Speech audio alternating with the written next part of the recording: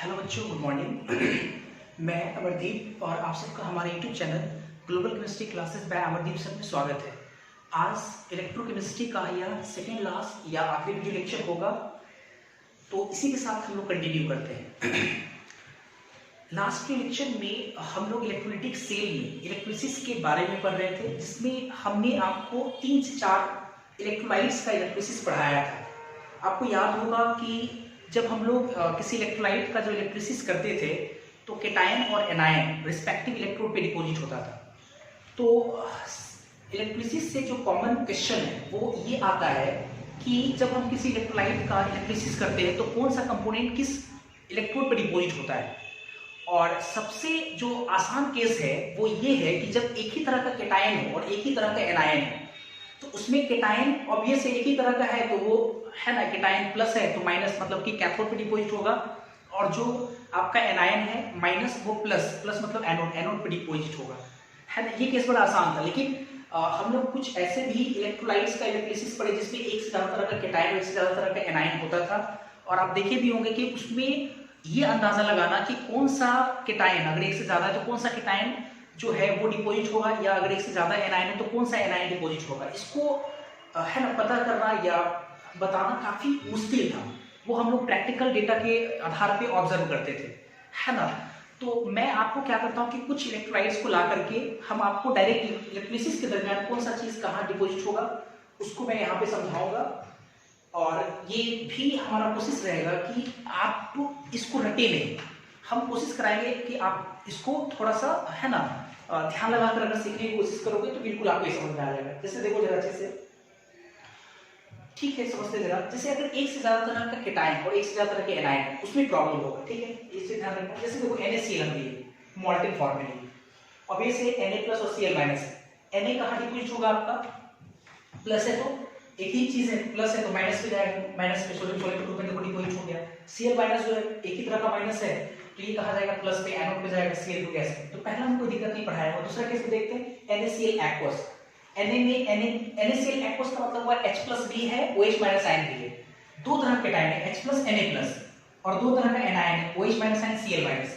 तो इतना समझ में आ रहा होगा Cl- OH- आयन में मैंने आपको पढ़ाया था कि Cl- आयन डिपॉजिट होता है Cl2 गैस के फॉर्म में, और Na+ में आपका Na+ डिपॉजिट नहीं होता है, उसके जगह पे H2 गैस डिपॉजिट होता है।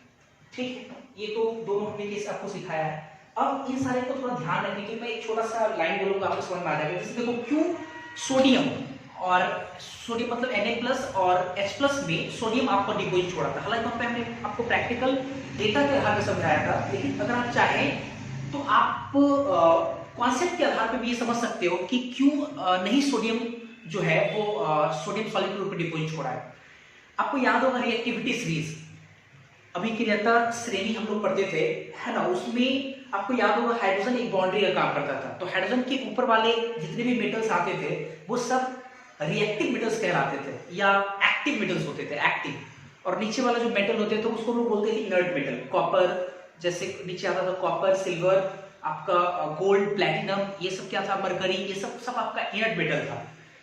तो हाइड्रोजन के ऊपर वाले जितने भी मेटल है वो इलेक्ट्रॉन को लॉस करने में आगे, इलेक्ट्रॉन को इसलिए लॉस कर सकता है। इसका मतलब इलेक्ट्रॉन को अगर गेन कराएंगे तो वो पीछे रहेगा, इसका मतलब उसको इलेक्ट्रॉन गेन कराने में आपको ज्यादा एनर्जी देना पड़ेगा, सही है। जो इनर्ट मेटल है उसको क्या है, वो इनर्ट मेटल है तो वो इलेक्ट्रॉन को आराम से गेन कर सकता है, लॉस तो नहीं करेगा जल्दी, लेकिन इसका तो गेन कर सकता है, उल्टा प्रोसेस में अगर देखा जाए तो गेन कर सकता है। इसी कॉन्सेप्ट का यूज करके आप थोड़ा समझो। यहाँ पे सोडियम इसलिए जो है इलेक्ट्रॉन को गेन नहीं कर पा रहा है, इलेक्ट्रॉन को गेन नहीं करता, उसके बदले में कौन डिपॉजिट हुआ, आपका H2 गैस। उसी तरीके से सोडियम सल्फेट है, सल्फेट एनायन का ध्यान रखो हमेशा।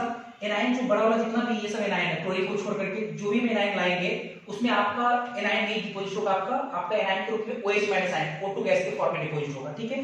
तो एनायन में देखो SO4 NO3 NO3 SO4 SO4, जब भी देखो ला रहे हैं तो O2 गैस डिपॉजिट हो रहा है, ठीक है।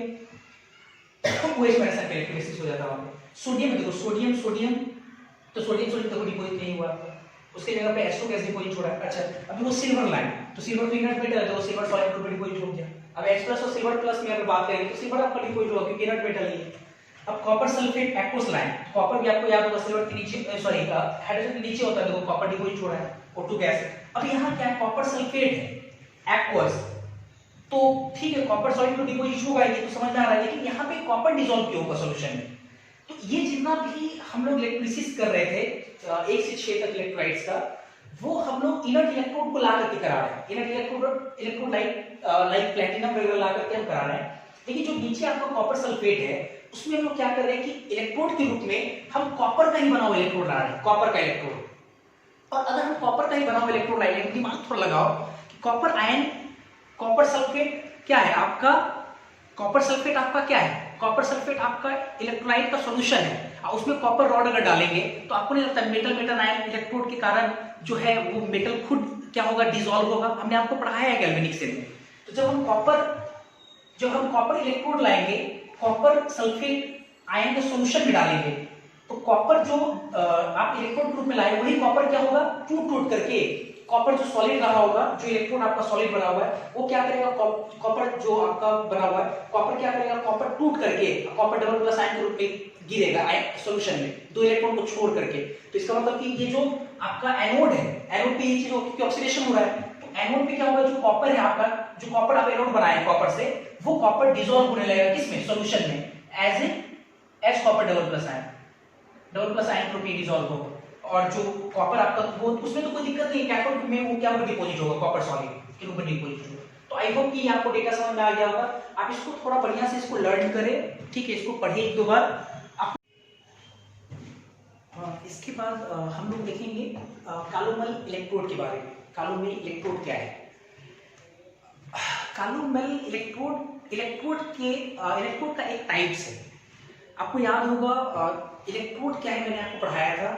तो टाइप्स ऑफ इलेक्ट्रोड की अगर हम बात करें तो कई तरह का इलेक्ट्रोड होता है। हालांकि आपको मेनली जो है आपको 5 इलेक्ट्रोड पढ़ना है, 5 इलेक्ट्रोड, जिसमें हमने आपको पढ़ाया था मेटल आयन इलेक्ट्रोड, जब मेटल रॉड को उसी मेटल के आयन के सॉल्यूशन में डालते थे।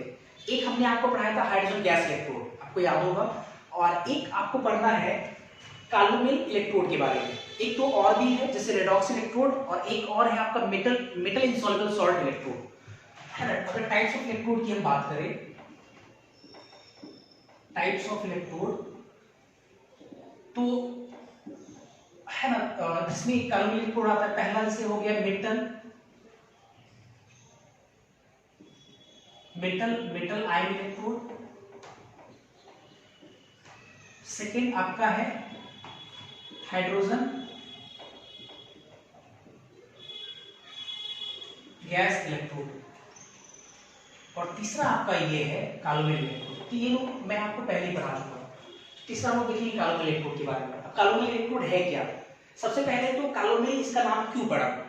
कॉलोमल mercurous chloride Hg2Cl2, mercurous chloride का जो नाम है उसी को बोलते हैं कॉलोमल। मर्क्यूरस क्लोराइड को हम बोलते हैं कॉलोमल, और मर्क्यूरस क्लोराइड का चूंकि इसमें हम लोग यूज करते हैं, इसलिए हम लोग इसका नाम क्या रखे, कॉलोमल इलेक्ट्रोड। जैसे आपको याद होगा, हम लोग जैसे कोर्स के टर्म्स में हम लोग इसका नाम कुछ अलग बोलते हैं। जैसे आपको याद होगा, जैसे आपका अगर मान लो कि जिंक सल्फाइड होता है, तो जिंक सल्फाइड को आप लोग बोलते हैं जिंक ब्लेंड, आपको याद होगा। जिंक सल्फाइड को हम लोग HgS को लोग बोलते हैं, HgS को मर्क्यूरस सल्फाइड तो बोल सकते हैं, लेकिन इसका और के फॉर्म में इसका नाम रहता था, आप लोग पढ़ते थे सिनेबार, को याद होगा, सिनेबार वगैरह हम लोग पढ़ते। तो उसी तरीके से Hg2Cl2 का नाम क्या है, कॉलोमल। अब है क्या, थोड़ा समझते पहले। कॉलोमल इलेक्ट्रोड में जो है आपका Hg मरकरी होता है, तो मरकरी कवर्ड होता है किससे, कवर्ड विद कॉलोमल, मतलब सिल्वर क्लोराइड से। ये मरकरी का हम लोग लिक्विड लिए, मरकरी Hg लिक्विड की फॉर्म में है, और ये कवर्ड किया गया, किसके द्वारा कवर्ड किया गया, Hg2Cl2 in form of paste, in paste के फॉर्म में ये कवर्ड किया हुआ है, और इसके ऊपर KCl का सॉल्यूशन है, in contact with A solution of KCl। और इसमें हम लोग क्या किया, एक प्लेटिनम का वायर डालते हैं। आप देख सकते हैं कि ये मेटल है और ये मेटल का आयन है, और ये इलेक्ट्रोड हम डाले हैं। तो इस पूरे है ना इलेक्ट्रोड को हम लोग, ऐसे इलेक्ट्रोड को हम लोग क्या बोलेंगे, कॉलोमल इलेक्ट्रोड। तो इसका इंपॉर्टेंट जो है खास, चूंकि बस आपको इतना ध्यान रखना है ये इलेक्ट्रोड है। अब ये इलेक्ट्रोड अगर मान लो कि एनोड ग्रुप में काम करता है, तो उसका रिप्रेजेंटेशन कैसे होगा, रिएक्शन कैसे होगा। अगर ये कैथोड के रूप में काम करता है, तो इसका रिप्रेजेंटेशन कैसे होगा और रिएक्शन क्या होगा, ये इंपॉर्टेंट है आपके लिए। चलो पहले समझते हैं जरा। अगर मान लो इफ हम लिखते हैं, इफ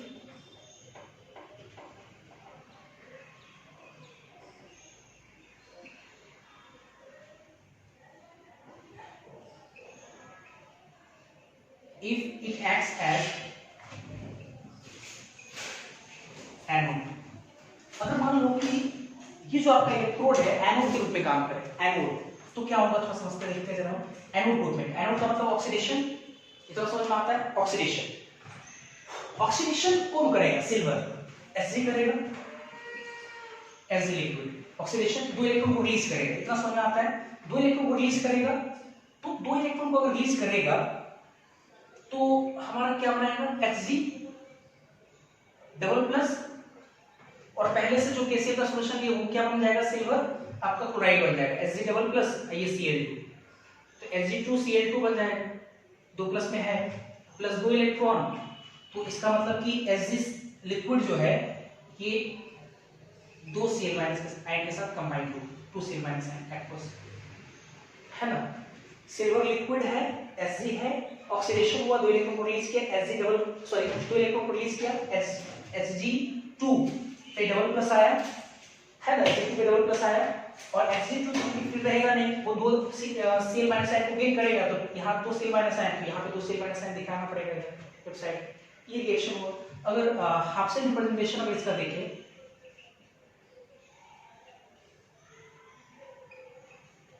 अगर हाफ सेल रिप्रेजेंटेशन इसका देखें तो कैसे देखेंगे? क्योंकि ऑक्सीडेशन होता है, ऑक्सीडेशन में पहले आपको दिखाना पड़ेगा सिल्वर, ये लिक्विड, और इसके बाद दिखाना पड़ेगा ये Hg2Cl2, और ये भी चूंकि मटेरियल इस्तेमाल हुआ है, ये भी यूज में आया है, तो अगर ये भी यूज में आया तो इसको आप पहले भी दिखा सकते हो, बाद में दिखा सकते हो, ये Cl- आयन, ठीक है, ये लिक्विड है, ये सॉलिड है आपका, और ये आपका क्या है?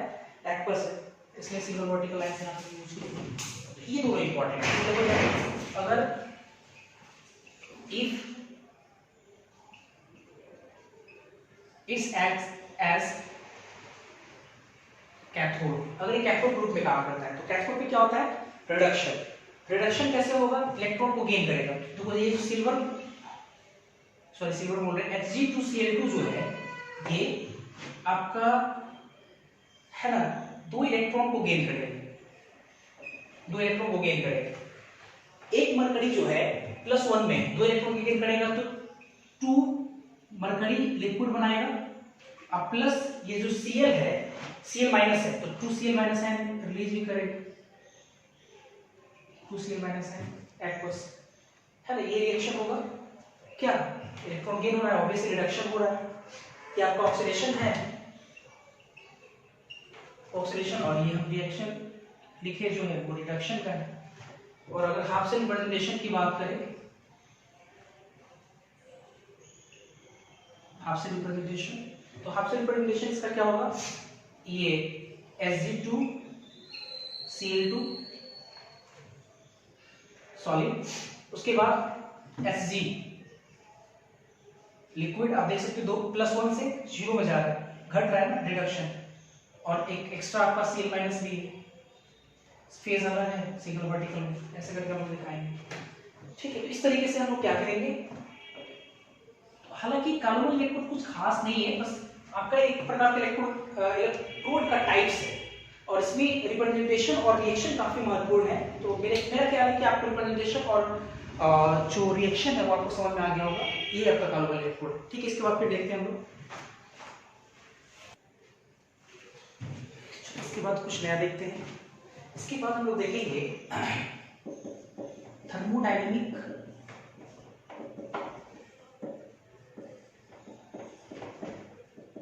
रिलेशन विथ सेल या cell potential. Thermodynamic relation cell के साथ कैसे है या सेल पोटेंशियल के साथ कैसे है, इसको देखेंगे। अब इस चीज के लिए एक छोटा सा टर्म है, temperature coefficient. Temperature coefficient of cell, ठीक है। टेम्परेचर कॉफिशिएंट ऑफ सेल क्या है ये, ठीक है। Temperature coefficient of cell, temperature coefficient of cell, ठीक है। हम डायरेक्ट मेंशन कर रहे हैं यहाँ पे, टेम्परेचर कॉफिशिएंट बाद में आएगा, मैं आपको एक बार समझाऊंगा, ठीक है।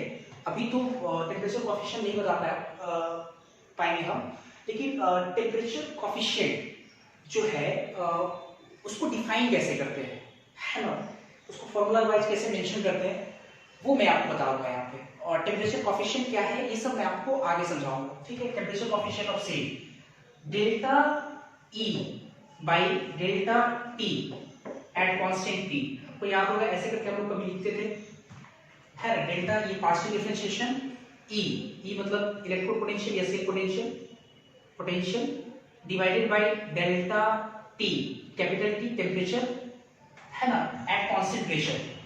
इसी चीज को हम लोग बोलते हैं टेम्परेचर कॉफिशिएंट, इसी चीज को लोग बोलते हैं टेम्परेचर कॉफिशिएंट, ठीक है। आप इसी को ध्यान रखिए, आपका क्वेश्चन बनेगा।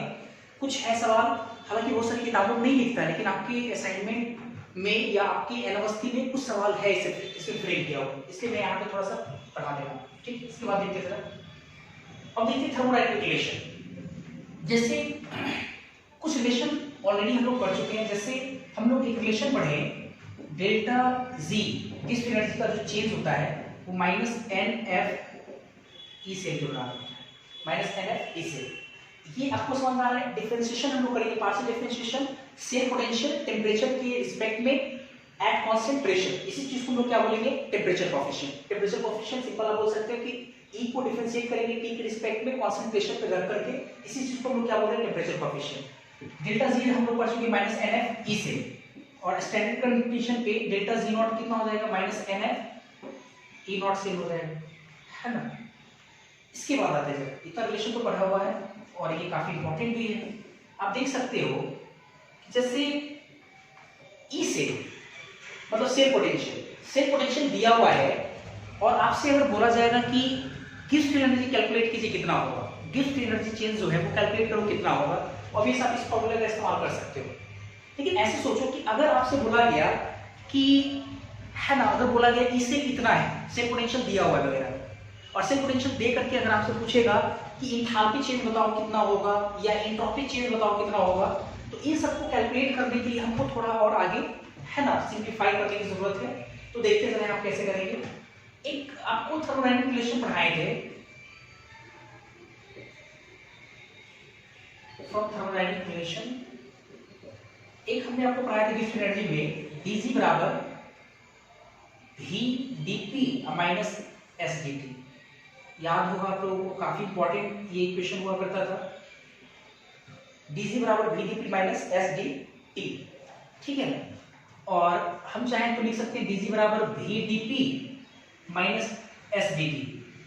अगर मान लो कि कांस्टेंट प्रेशर, क्योंकि सारी कंडीशन आप देख सकते हो, है ना, कांस्टेंट प्रेशर डिफाइन किया एट कांस्टेंट प्रेशर पे ये dp कितना हो जाएगा, 0 हो जाएगा। तो आपका जो dg है ये कितना आ जाएगा हमारे पास, dg बराबर आ जाएगा माइनस s dt, या इसी चीज को हम लोग लिख सकते हैं dg अपॉन dt बराबर माइनस s, या अगर हम चाहें तो इसको पार्शियल फॉर्म में लिख सकते हैं, है ना, small delta g delta t at constant p, ये तो कांस्टेंट p लिखना पड़ेगा, बराबर कितना, माइनस s। अगर हम डेल्टा g, जो g है उसको अगर हम चेंज के फॉर्म में ले, तो अगर हम यहां लगाते हैं delta g upon delta t at constant p, तो बराबर कितना हो जाएगा, माइनस डेल्टा s हो जाएगा। आप इसको अभी इक्वेशन 1 मानकर चलो इसको, ठीक है, इक्वेशन 1। नाउ अब आते हैं जरा, हम लोग को कैलकुलेट क्या करना है, तो गिब्स एनर्जी चेंज तो निकाल सकते हैं हम लोग किससे, हम लोग गिब्स एनर्जी निकाल सकते हैं ई सेल से आराम से। अब हम लोग को निकालने के लिए सीखना है एंट्रोपी चेंज कैसे निकालेंगे और एंथैल्पी चेंज वगैरह, ठीक है। तो अब देखते हैं जरा, इसके बाद देखते हैं। नाउ क्योंकि हम लोग पढ़े हैं डेल्टा जी बराबर माइनस एन एफ ई से, ई से की जगह चाहे तो ई लिख सकते हैं। अब दोनों तरफ हम लोग क्या करते हैं, अपने मन से, है ना, पार्शियल डिफरेंशिएट करते हैं, प्रेशर को कांस्टेंट मान करके और टेम्परेचर के रिस्पेक्ट। तो ये delta G upon delta T at constant p बराबर कितना होगा, माइनस एन एफ, कांस्टेंट है ये दोनों तो बाहर निकल गया, delta E upon delta T at constant p, ऐसा हो सकता है। और अभी तुरंत हम लोग देखें ये कितने के बराबर है, माइनस डेल्टा s के बराबर, तो माइनस डेल्टा s बराबर minus n F delta E upon delta T at constant P, minus minus cancel हो गया, तो डेल्टा एस बराबर कितना आएगा, n F delta E upon delta T at constant P. तो देखो ये आपके लिए काफी इंपॉर्टेंट फॉर्मूला है, वेरी वेरी इंपॉर्टेंट। इससे हम लोग एंट्रोपी चेंज कैलकुलेट कर सकते हैं। टेंपरेचर कोएफिशिएंट दिया रहेगा तो एनएफ में मल्टीप्लाई करेंगे तो हमारा क्या आ जाएगा, एंट्रोपी चेंज आ जाएगा। उसी प्रकार अगेन देखते हैं फिर एंट्रोपी चेंज हम लोग कैलकुलेट कर लिया, अभी एंथैल्पी चेंज कैलकुलेट करते हैं। एक आपको रिलेशन पढ़ाए थे डेल्टा जी बराबर delta H minus T delta S, आपको याद होगा डेल्टा जी बराबर delta H minus T delta S. तो हमको निकालना है डेल्टा एच, तो डेल्टा एच बराबर कितना लिख सकते हैं, delta G plus T delta H, इतना लिख सकते हैं। ठीक है, अब यहां से देखते हैं डेल्टा एच बराबर डेल्टा जी कितना होगा, माइनस एन एफ ई से, या ई से को ई रहने देते है ना, और प्लस टी रहने दिए डेल्टा एस। अब तुरंत देखिए डेल्टा एस कितने बराबर है, एन एफ और temperature coefficient delta E upon delta T constant इसके बराबर है ना,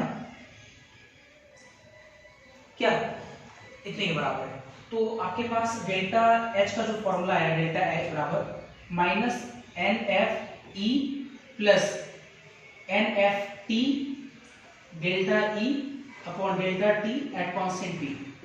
ये तीन फॉर्मूला जो है ये काफी इंपॉर्टेंट है। अगर आपको इलेक्ट्रोकेमिस्ट्री को पूरा थर्मोडायनामिक्स अगर लगाया जाए तो आपसे एंट्रोपी चेंज पूछेगा तो ये लगा सकते हैं, एंथैल्पी चेंज पूछेगा तो ये लगा सकते हैं, और अगर आपसे है ना डेल्टा जी मतलब कि चेंजिंग गिब्स एनर्जी अगर पूछेगा तो हम लोग ये लगा सकते हैं।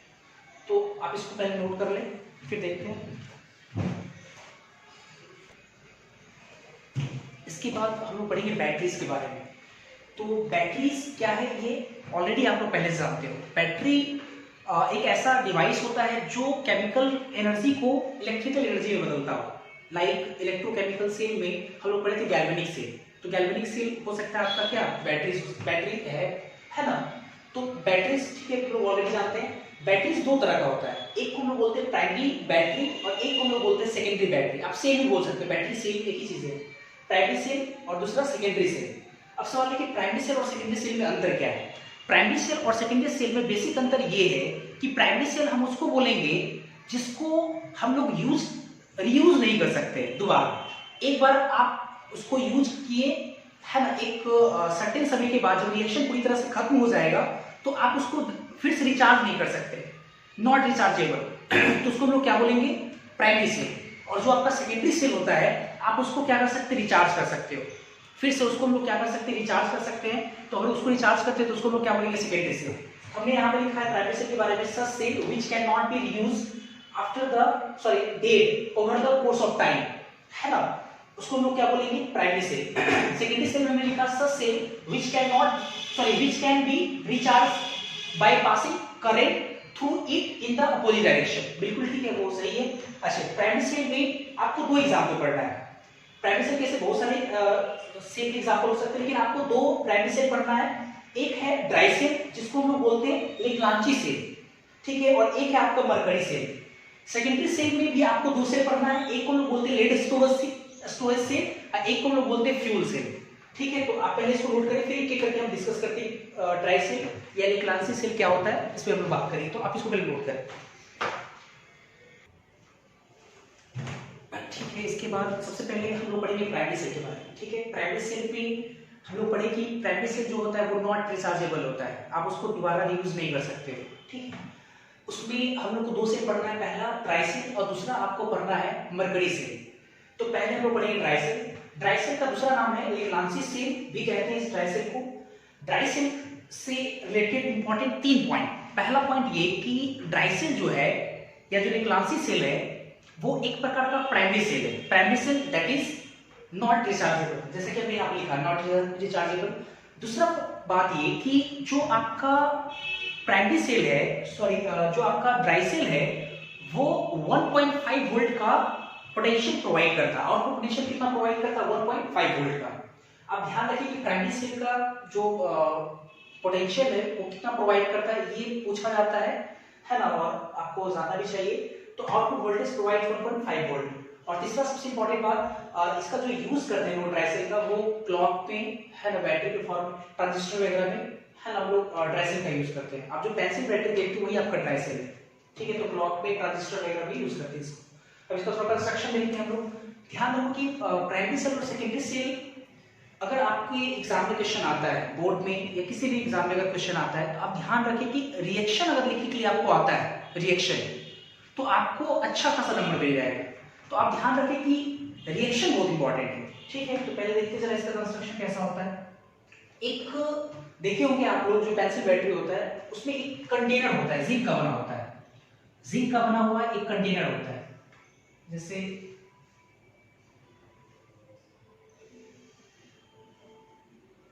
अगर आप देखिए, जिंक का बना हुआ एक कंटेनर होता है, ठीक है। अब देखिए कि ये ऊपर में एक छोटा सा कैप लगा होता है, ये कैप लगा होता है ऐसे करके। ये जो आपका है ये जिंक मटेरियल का है, जिंक का बना हुआ, ठीक है। एक बोल सकते हो कि कंटेनर है, और ये जो कैप लगा हुआ कैप, ये कैप आपका जिंक का बना हुआ नहीं होता है।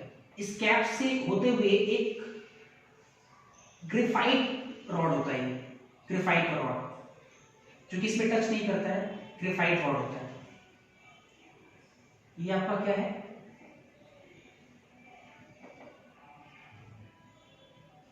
ग्रेफाइट रॉड, ठीक है। और ये जिंक होता है, ठीक है। अब देखे होंगे कि इस तरफ और इस तरफ, मतलब चारों तरफ जो है ना, किस चीज ढका होता है ना। ये सब किसी न किसी जो है ना प्लास्टिक वगैरह से या किसी दूसरे मेटल्स के द्वारा क्या होता है। तो ये सब जो पार्ट है, ये वाला जो पार्ट है, चारों तरफ जो पार्ट है, ये सब क्या रहता है, आपका कवर्ड होता है। ये पूरा पार्ट ये कवर्ड होता है, इवन ऊपर वाला ये पार्ट, ये सब भी पार्ट क्या होता है, कवर्ड होता है। ये सब पार्ट कवर होता है ना। तो अगर ओवरऑल देखा जाए तो इसका मतलब ये नीचे वाला जो पार्ट होगा आप देखे होंगे वो जिंक का बना होता है, और ये नीचे वाला ओपन रहता है। तो ये आपका क्या है, जिंक है, ठीक है। ये आपका क्या है, जिंक है, जिंक। और ये आपका क्या है, ग्रेफाइट रॉड है। और इसके जो चारों तरफ है ना, इसके चारों तरफ जो है एक पेस्ट के फॉर्म में सॉल्यूशन डाला रहता है इसमें, एक पेस्ट के फॉर्म में। अब पेस्ट कौन सा है तो उसको हम लोग देखते हैं। ये जो है इसमें रहता है ammonium chloride plus manganese oxide MnO2 plus zinc chloride ZnCl2 plus carbon black. ये कार्बन ब्लैक, ये चारों का मिलाकर के पेस्ट के फॉर्म में भरा रहता है, इन फॉर्म ऑफ पेस्ट, ठीक है। अब देखिए होंगे जब कभी बैटरी को अगर आप खोलते होंगे तो अंदर में चारों तरफ क्या होता है, अब देखिए होंगे ब्लैक कलर का ग्रेफाइट का रॉड होता है, पतला सा गोल सा पतला सा क्या होता है, एक ब्लैक कलर का रॉड होता है, ग्रेफाइट रॉड। और उसके चारों तरफ से आप देखे होंगे कि कार्बन ब्लैक, मतलब जो मिक्सचर होता है वो काला कलर का होता है। तो अमोनियम, उसमें उस मिक्सचर में ammonium chloride MnO2 zinc chloride carbon black, ये सब पेस्ट के फॉर्म में भरा रहता है, ठीक है। ये सब किस फॉर्म में होता है, पेस्ट के फॉर्म में भरा रहता है। हाँ, ये जो आपका ग्रेफाइट रॉड है इसे टच नहीं करता है। अब देखो इसमें क्या है, तो फिर आप क्या करते हो कि जब आप इस वाले पोर्शंस को लेते हुए और इस वाले पोर्शन को लेकर के जब आप एक किसी बल्ब से जोड़ देते हो, बल्ब से, तो ये आपका लाइट जलने लगता है ना। तो अब सवाल ये कि इसमें रिएक्शन किस तरह से होता है, इसको इस पे जरा विचार करते हैं, वही काफी इंपॉर्टेंट है।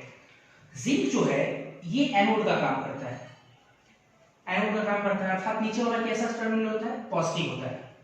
और ये जो ग्रेफाइट रॉड है ये आपका कैथोड का काम करता है, कैथोड का, अर्थात ये नेगेटिव टर्मिनल का काम करता है, माइनस का काम करता है, ठीक है। ऑब्वियस है जो ड्राई सेल है वो एक प्रकार का अगर देखा जाए तो गैल्वेनिक सेल ही है। ये क्या प्रोवाइड करता है हमको, केमिकल रिएक्शन होता है और इलेक्ट्रिकल एनर्जी में कन्वर्ट करता है। ऑब्वियसली रेडॉक्स रिएक्शन वगैरह होगा, तो देखते हैं जरा कैसे रिएक्शन परफॉर्म करता है, ठीक है। तो आते हैं सर इस पे लिखते हैं पहले एट एनोड, एनोड पर देखते हैं एनोड पे क्या होता है, ऑक्सीडेशन। एनोड किसका बना हुआ है, जिंक का। तो ऑक्सीडेशन रिएक्शन तो काफी आसान है, जिंक सॉलिड है और ये ऑक्सीडेशन करके क्या बनाएगा, Zn डबल प्लस है ना, Zn डबल प्लस, अब प्लस कितना बनाएगा 2 इलेक्ट्रॉन प्लस 2 इलेक्ट्रॉन, ये तो ऑक्सीडेशन हो गया। अब ग्रेफाइट रॉड का कैथोड बना हुआ है, तो देखते हैं जरा एट कैथोड, ये सब पूछा जाता है एट कैथोड। कैथोड में क्या होता है रिडक्शन, तो कैथोड में रिडक्शन होता है, रिडक्शन कैसे होता है इसको जरा देखते हैं। रिडक्शन का मतलब होता है गेन ऑफ इलेक्ट्रॉन, तो इसमें जो आपका MnO2 है, मैंगनीज ऑक्साइड MnO2 जो है ये रिड्यूस होता है। MnO2 कैसे रिड्यूस होता है, Mn कितने में ऑक्सीडेशन स्टेट में प्लस 4 में, तो Mn जो प्लस 4 में है ये प्लस 3 में चला जाता है, Mn प्लस 3 में। मैं रिएक्शन लिखने का थोड़ा सा आइडिया सिखा रहा हूं यहाँ पे, हालांकि आपको रट्टा मारना पड़ जाएगा, नहीं तो प्लस 3 में जाते हैं, ठीक है प्लस 3 में। अब प्लस 3 में जाता है तो प्लस 3 में कैसा कंपाउंड का फॉर्मेशन करता है इस पे जरा विचार करते हैं।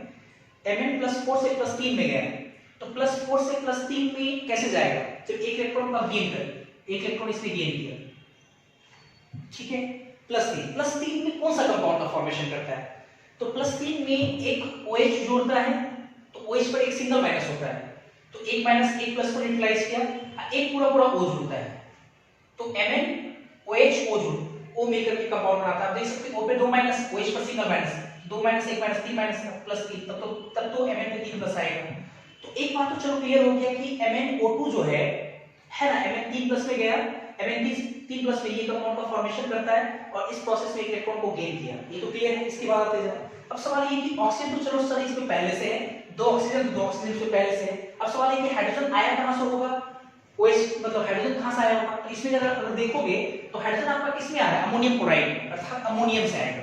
इसका मतलब अमोनियम से ये क्या करेगा, रिएक्शन करेगा NH4+, तो अगर NH4+ से एक हाइड्रोजन अगर जुड़ गया यहाँ पे H+ के तौर पे, तो आपका क्या रिलीज करेगा, अमोनिया रिलीज करेगा, NH3 रिलीज करेगा। तो आप देख सकते हो इस तरह से रिएक्शन परफॉर्म करता है ना, ये कैथोड रिएक्शन होता है। कैथोड को देख सकते हो, साथ साथ रिडक्शन हो रहा है, +4 से +3 में जा रहा है, और रिएक्शन इस तरह से होगा। अब जैसे इन दोनों को जोड़ेंगे तो over all reaction that is redox, यही आएगा, रिडॉक्स रिएक्शन आएगा। और ये रिडॉक्स रिएक्शन जो होगा इसके जरा देखें जरा कैसे, ये दो इलेक्ट्रॉन से कटना चाहिए, तो हमको क्या करना पड़ेगा, इसमें 2 से मल्टीप्लाई करना होगा, तो ये इससे कैंसिल हो जाएगा। अब देखें क्या है, जिंक सॉलिड प्लस ये 2MnO2 प्लस 2 अमोनियम प्लस, है ना, राइट साइड में क्या लिखेंगे, 2MnOHO और plus 2 mole ammonia plus Zn+, ये रिएक्शन होगा। या आप इसी चीज को आप ऐसे भी लिख सकते हो, जैसे यहाँ पे प्लस है, इधर भी प्लस है। अब देखो एक बार जब हम आपको रिडॉक्स रिएक्शन बैलेंस करने के लिए सिखा देते हैं, तो हम बोलते थे रिएक्शन बैलेंस है या नहीं है, आप इसको आराम से अंदाजा लगा सकते हो। चार्ज कंजर्वेशन, लेफ्ट साइड में जितना चार्ज उतना ही राइट साइड में भी होना चाहिए। लेफ्ट साइड में टोटल चार्ज कितना है, 2+ का, राइट साइड में देखो टोटल चार्ज 2+ का है। तो आप क्या करो कि अगर आपको कंपाउंड के फॉर्म लिखना है, तो आप स्पेक्टेटर आयन को उसके साथ लगा सकते हो। आपका स्पेक्टेटर आयन कौन सा होगा, Cl-, तो आप यहाँ पे 2 Cl इसके साथ 2 Cl लगा दो, देखो रिएक्शन पूरी तरह से बैलेंस हो जाएगा। आपकी किताब में भी इसी तरह से लिखा रहता है। तो zinc solid plus 2MnO2 plus 2 ammonium chloride NH4Cl plus, sorry arrow का साइन, उसके बाद 2MnOOH, आगे पीछे लिख दिए इसको, plus 2 mole ammonia plus zinc chloride ZnCl। तो ये रिएक्शन हम लिख सकते हैं, है ना, ये आपका हो गया सेम रिएक्शन। ये पूछा जाता है कैथोड एनोड रिएक्शन क्या हुआ, ओवरऑल रिएक्शन क्या हुआ, तो ये आपका हो गया, ठीक है। इसके बाद आते हैं जरा, जिससे आपको ये जरूर समझ में आया होगा कि जो हम पेस्ट लिए हैं उस पेस्ट में अमोनियम क्लोराइड और MnO2 का यूज हो रहा है, लेकिन सर सवाल ये है कि जिंक क्लोराइड का इस्तेमाल क्यों किया। हाँ, ये समझ में आ रहा है, कार्बन ब्लैक क्यों लिखे, कार्बन ब्लैक जो है आपका पेस्ट के फॉर्म में काम कर रहा है वो, तो जिंक क्लोराइड का इस्तेमाल क्यों किए। जिंक क्लोराइड देखो इसलिए ले रहे हैं क्योंकि आप साफ देख सकते हो, नाउ मैं आपको समझा रहा हूं कि जिंक क्लोराइड क्यों यहाँ पे लिए। जो आपका अमोनिया बन रहा है ये एक प्रकार का क्या है, गैस है। तो आपको नहीं लगता है कि अगर ये बार बार रिएक्शन होगा ये बार बार रिएक्शन होगा तो वैसे वैसे आपका अमोनिया गैस का फॉर्मेशन होगा। और अमोनिया गैस है, गैस का एक खास तरह का प्रॉपर्टीज होता है, गैस प्रेशर एक्सर्ट करता है। तो जैसे जैसे गैस का अमाउंट बढ़ेगा वैसे वैसे प्रेशर बढ़ेगा। तो अगर सेल के अंदर अगर प्रेशर बढ़ जाएगा तो सेल आपका विस्फोट कर सकता है ना। तो विस्फोट नहीं करे तो उस गैस को ट्रैप करने के लिए हम लोग क्या करते हैं, जिंक क्लोराइड का इस्तेमाल करते हैं। जिंक क्लोराइड क्या करता है, ZnCl2, ये 4 मोल अमोनिया को है ना कॉम्प्लेक्स फॉर्मेशन कर लेता है। जिंक अमोनिया का होल 4 और ये Cl2 कॉम्प्लेक्स फॉर्मेशन कर लेता है। तो अमोनिया जो है वो किसमें चला गया आपका, इसमें चला गया अंदर में, कॉम्प्लेक्स का फॉर्मेशन हो गया। और कॉम्प्लेक्स कंपाउंड क्या होता है, सॉल्युबल होता है, सॉल्युबल। और ये जैसे ही सॉल्युबल हो गया तो जो आपका अमोनिया गैस बन रहा था वो अब आपके क्या बन गया, जिंक अमोनिया का एक कॉम्प्लेक्स सॉल्युबल सॉल्ट बन गया। और वो क्या हो गया, उसी में जाकर के वो सॉल्युबल हो गया आपका, वो गैस नहीं रह पाया। ठीक है, तो इस तरह से रिएक्शन होता है। आई होप कि आपको ड्राई से समझ में आ गया। आप इसको पहले नोट करें, फिर उसके बाद हम देखेंगे मरकरी से।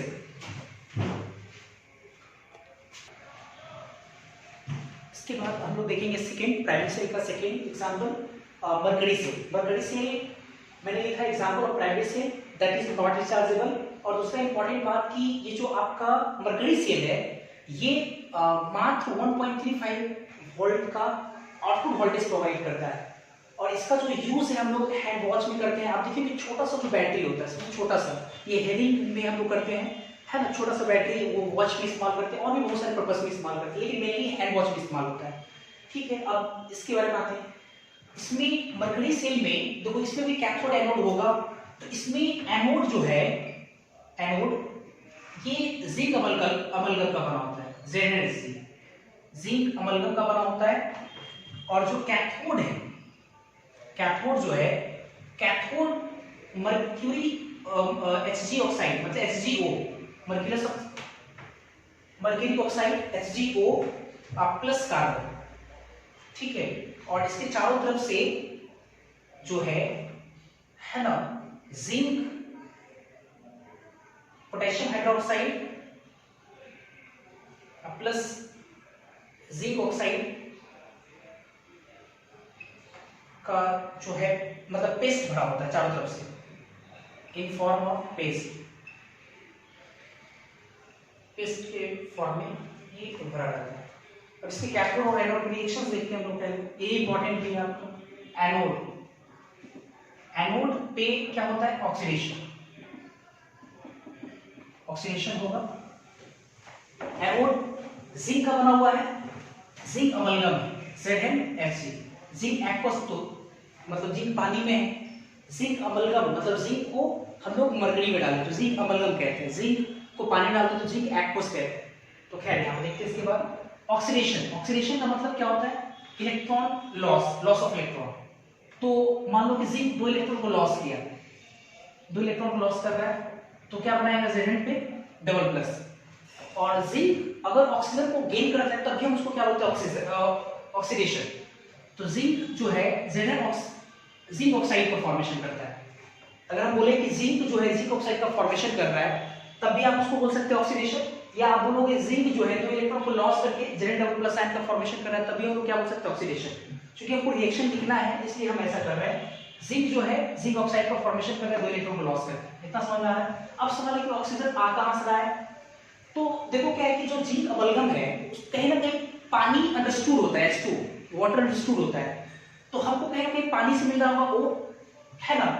तो O मिल रहा होगा अगर पानी से, तो हम लोग क्या करेंगे कि सॉरी गलत मैंने बोला, कहां से मिलेगा, एक सेकेंड, हाँ H2O से। तो अगर H2O से अगर हम बात करें, मेंशन करें तो कैसे मिलेगा हम लोगों को कि जैसे पानी आपको पता है कि डिसोसिएट फॉर्म में होता है H+ और OH- आयन के फॉर्म में। तो OH- आयन से OH- आयन, ठीक है, OH- आयन से एक ऑक्सीजन लेगा। ठीक है, चलो एक ऑक्सीजन तो ले लिया, लेकिन एक ऑक्सीजन जैसे ही जाएगा तो क्या एक सिंगल एच से कुछ बन पाएगा, नहीं। तो ऐसा करते हैं कि 2 मोल OH- आयन लाते हैं, 2 मोल OH- आयन लाते हैं तो एक ओपन यहाँ यूज हो गया, 2 H और एक ऑक्सीजन से हम लोग H2 बना सकते हैं प्लस H2, है ना। अब देख सकते हो कि रिएक्शन है ना बैलेंस है। तो इस तरह से अगर हम सोचे तो रिएक्शन यहाँ पे क्या है, बैलेंस है जिंक जो आपका ये है अमलगम जो है वो हाइड्रोक्साइड के साथ, और ये हाइड्रोक्साइड आपको कहीं ना कहीं इसी से मिल रहा है जो पेस्ट के फॉर्म में है, ये वाला OH माइनस आयन इससे मिल रहा है, और है ना OH माइनस आयन यहाँ से मिल रहा है, क्योंकि कैथोड के रूप में हम मरकरी ऑक्साइड किए हैं, उसके चारों तरफ पेस्ट के फॉर्म में कौन सा आपका अल्कलाइन सॉल्यूशन है, तो ये OH माइनस आयन क्या कर रहा है, इसके O आपको OH माइनस आयन से मिल रहा है, और जैसे OH माइनस आयन से O मिला तो दो मोल लिए, तो एक 2H और एक O से वाटर हम बना लिए, तो ये आपका कैथोड एनोड रिएक्शन हो गया, ठीक है।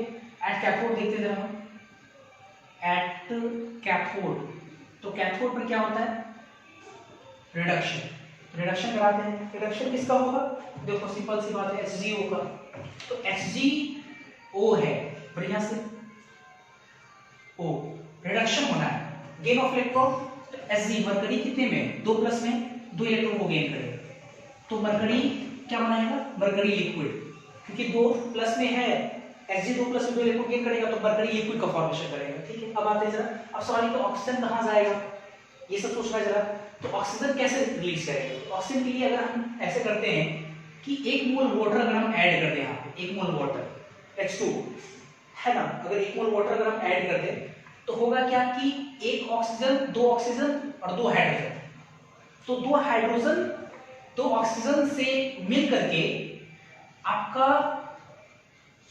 2 मोल OH माइनस आयन का फॉर्मेशन हो जाएगा, 2 मोल OH माइनस आयन का फॉर्मेशन हो जाएगा।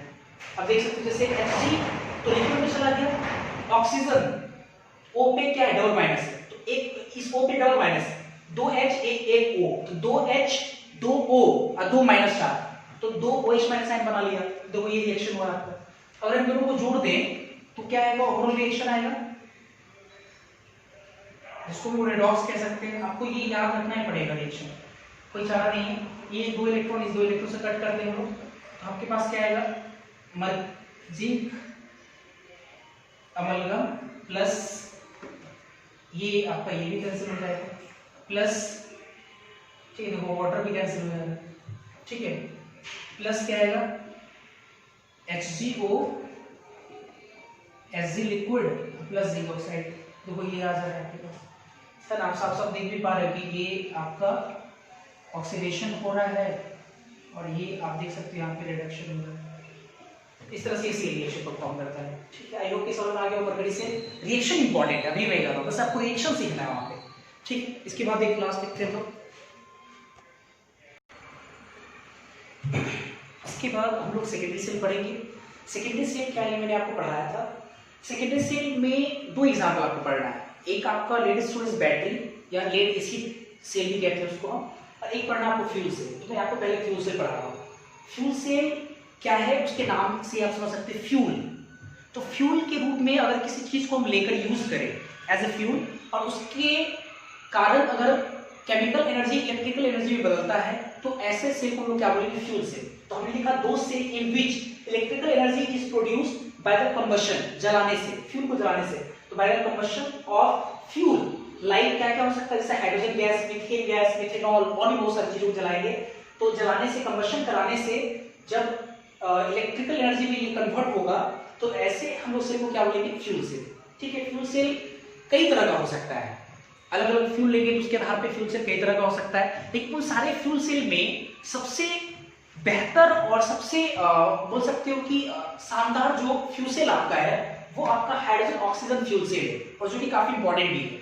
क्यों काफी मतलब अच्छा फ्यूल सेल माना जाता है, वो मैं आपको बताऊंगा। उसका एक ही रीजन है, उसका एक रीजन ये है कि हाइड्रोजन ऑक्सीजन फ्यूल सेल जो है वो काफी ज्यादा इफिशिएंट होता है, इसकी इफिशिएंसी बहुत ज्यादा होता है, और सब फ्यूल सेल के रिस्पेक्ट में हाइड्रोजन ऑक्सीजन फ्यूल सेल की जो इफिशिएंसी वो बहुत ज्यादा होता है, तकरीबन 70% इफिशिएंसी होता है। और सब फ्यूल सेल की अगर बात करें तो उन सब का 40 से लेकर के 60 के बीच में इफिशिएंसी लाई करता है वो लोग का, और हाइड्रोजन ऑक्सीजन जो फ्यूल सेल उसका 70% जो इफिशिएंसी होता है, तो ऑब्वियस है। और दूसरी बात ये कि ये इन्वायरमेंट फ्रेंडली होता है, मतलब इसके जलने से, कंबशन होने से कोई हार्मफुल गैस का प्रोडक्शन नहीं हो पाता, जिसके कारण आपका इन्वायरमेंट भी सही रहता है। तो इसलिए आपका हाइड्रोजन ऑक्सीजन फ्यूल सेल क्या है, काफी इंपॉर्टेंट है।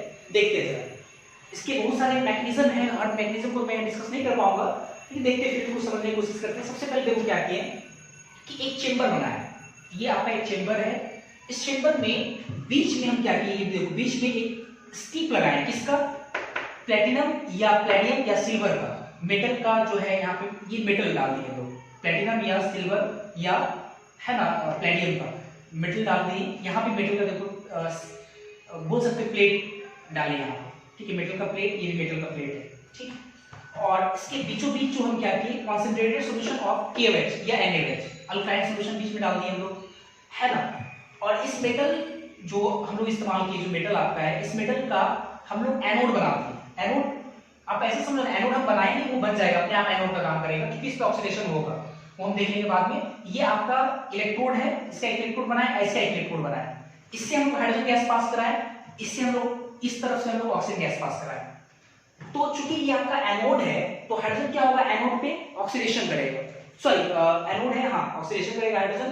देखिए जरा मेक रिएक्शन इंपॉर्टेंट है तो देखना पड़ेगा आपको। एट एनोड, एनोड पे क्या होता है, ऑक्सीडेशन। और देखो ऑक्सीडेशन कैसे होगा, जो H2 गैस है, बढ़िया समझना, यहाँ पे ऑक्सीडेशन होगा, इसी स्टिक में आप देखो ऑक्सीडेशन का मतलब हुआ लॉस ऑफ इलेक्ट्रॉन। 2 मोल मान लो H2 गैस जो है कितना इलेक्ट्रॉन लॉस करेगा, एक H तो एक इलेक्ट्रॉन लॉस करता है, तो 4 H मिल करके 4 इलेक्ट्रॉन को लॉस करेगा, 4 इलेक्ट्रॉन को लॉस करेगा, है ना। जैसे ही 4 इलेक्ट्रॉन को लॉस करेगा तो कितना बनेगा, 4H+ बनेगा, 4H+। चूंकि ये अच्छा एक चीज ये बात बताती हूँ साहब, यहाँ पे आपको ये समझना चाहिए कि यहाँ पे जो हम लोग मेटल लिए हैं वो प्लेटिनम, प्लेडियम या सिल्वर का ही मेटल क्यों लिए, ये आपके मन में क्वेश्चन आ रहा होगा। तो पहले थोड़ा सा वर्किंग मैं अच्छे से बता देता हूँ, उसके बाद हम रिएक्शन देखते हैं। यहाँ प्लेटिनम, प्लेडियम और सिल्वर का जो हम लोग है ना बोल सकते हैं जो रॉड इस्तेमाल किए वो इसलिए किए हैं क्योंकि हाइड्रोजन जो है वो ऐसे ही मेटल पे क्या होता है, बोल सकते हैं उस पे आराम से वो क्या करता है, चिपकता है ना, उसके ऊपर वो चिपकता है बढ़िया से। हाइड्रोजन जो है आराम से क्या करता है, इस तरह के मेटल पे वो एब्जॉर्ब होता है। तो एब्जॉर्ब होता है, हाइड्रोजन का नेचर है, हाइड्रोजन ऑक्सीजन ये सब जो गैस है ये इनर्ट मेटल पे आराम से वो चिपकता है। और इनर्ट मेटल आपका प्लेटिनम है, सिल्वर है, इस तरह का। तो इसलिए हम लोग यहाँ पे प्लेटिनम, सिल्वर या है ना ये सब हम लोग क्या लाए, एक प्लेट लाए, हाइड्रोजन गैस को पास कराएं, हाइड्रोजन गैस इस पे आराम से चिपकता है। ये सब हम लोग पढ़ेंगे सरफेस केमिस्ट्री में, आपको सिखाएंगे वो सब चीजें। तो खैर यहाँ पे हाइड्रोजन गैस चिपकेगा, इसलिए वहां पे मेटल लाए। तो अब देखिए जरा, हाइड्रोजन जो रिलीज करेगा इलेक्ट्रॉन को तो H+ का फॉर्मेशन करेगा, और H+ जो होगा ये आपका क्या बगल में अल्कलाइन सॉल्यूशन है, तो क्या H+ फ्री रह पाएगा, नहीं। क्या करेगा कि अल्कलाइन सॉल्यूशन जो आपका OH- आयन उससे तुरंत क्या होगा, कंबाइन हो जाएगा, तुरंत कंबाइन होकर क्या फॉर्मेशन कर लेगा आपका OH- आयन H+ से कंबाइन हो जाएगा। तो आपको नहीं लगता है कि ये जो है लगे हाथ जो है OH- आयन के साथ कंबाइन होगा, OH- आयन के साथ। तो क्या करेगा, 4 मोल OH- आयन जो है 4 मोल H+ के साथ कंबाइन होकर के 4 मोल H2 का फॉर्मेशन कर देगा, 4 मोल H2 का फॉर्मेशन कर देगा, है ना। ये 4H+ बन गया था 4 इलेक्ट्रॉन को लॉस करने से। चूंकि ये अल्कलाइन सॉल्यूशन के कांटेक्ट में है तो ये 4 मोल OH- आयन के साथ कंबाइन होकर 4 मोल H2 बना लेगा, 4H+ 4 OH-।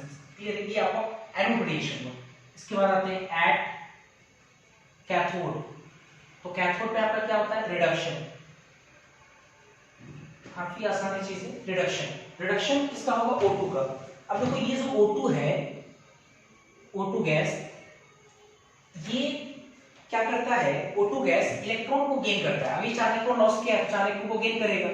चलो मान लो ये 4 इलेक्ट्रॉन हम गेन करा रहे हैं, तो 4 इलेक्ट्रॉन अगर हम गेन कराएंगे, एक ऑक्सीजन 2 इलेक्ट्रॉन गेन करके O2 पे डबल माइनस बनाएगा, 2 इलेक्ट्रॉन गेन करके क्या बनाएगा O2 पे, एक ऑक्सीजन 2 इलेक्ट्रॉन गेन करके O पे डबल माइनस बनाएगा, वैसे दूसरा इलेक्ट्रॉन भी 2 इलेक्ट्रॉन गेन करके O पे डबल माइनस बनाएगा। तो ये O पे डबल माइनस किस फॉर्म में जाएगा, इस पे जरा विचार करते हैं। O पे डबल माइनस आ गया, ठीक है। आपको पता है कि वाटर भी जो अभी आपका बना है वाटर H2O, ये क्या करेगा कि 4 माइनस 2 ऑक्सीजन, तो होगा क्या कि 2 मोल अगर हम लोग H2O ले आए, 2 मोल H2O जो लिक्विड, जो 4 मोल H2O लिक्विड बना है उसमें से 2 मोल H2O लिक्विड के साथ ये रिएक्शन करेगा। कैसे करेगा, बढ़िया से करेगा। 4 इलेक्ट्रॉन को जब गेन करेगा तो 4 माइनस और 2 दूना 4, बढ़िया से 2 दूना 4, 4 हाइड्रोजन और 2 2 4, 4 ऑक्सीजन, 4 हाइड्रोजन 4 ऑक्सीजन और 4 माइनस, तो क्या फॉर्मेशन कर लेगा ये 4 OH- आयन का फॉर्मेशन कर लेगा, 4 OH- आयन, है ना। O2 4 इलेक्ट्रॉन जो इसके द्वारा जो छोड़ा हुआ 4 इलेक्ट्रॉन उसको गेन करेगा, और ये जो छोड़ा है H2 लिक्विड, या ऐसे भी चूंकि सॉल्यूशन है आपका कॉन्संट्रेटेड सॉल्यूशन में पानी फ्री है, तो पानी के साथ ये कंबाइन होकर के 4 मोल OH माइनस का फॉर्मेशन करेगा।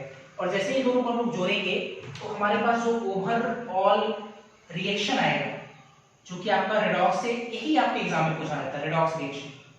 ये क्या होगा आपका रेडॉक्स रिएक्शन। तो देखते हैं, पहले इलेक्ट्रॉन को कट करेंगे यहाँ पे, ये 4 इलेक्ट्रॉन कैंसिल हो गया, और 2 मोल H, ये 4 देखो OH minus 4 OH minus cancel हो गया, 2 मोल उधर चल गया H2O, देखो आपका साफ साफ दिख रहा है 2 मोल H2 गैस 1 मोल O2 गैस आपस में कंबाइन होकर के 2 मोल H2O लिक्विड का फॉर्मेशन करे, तो ये आपका सेल रिएक्शन होगा।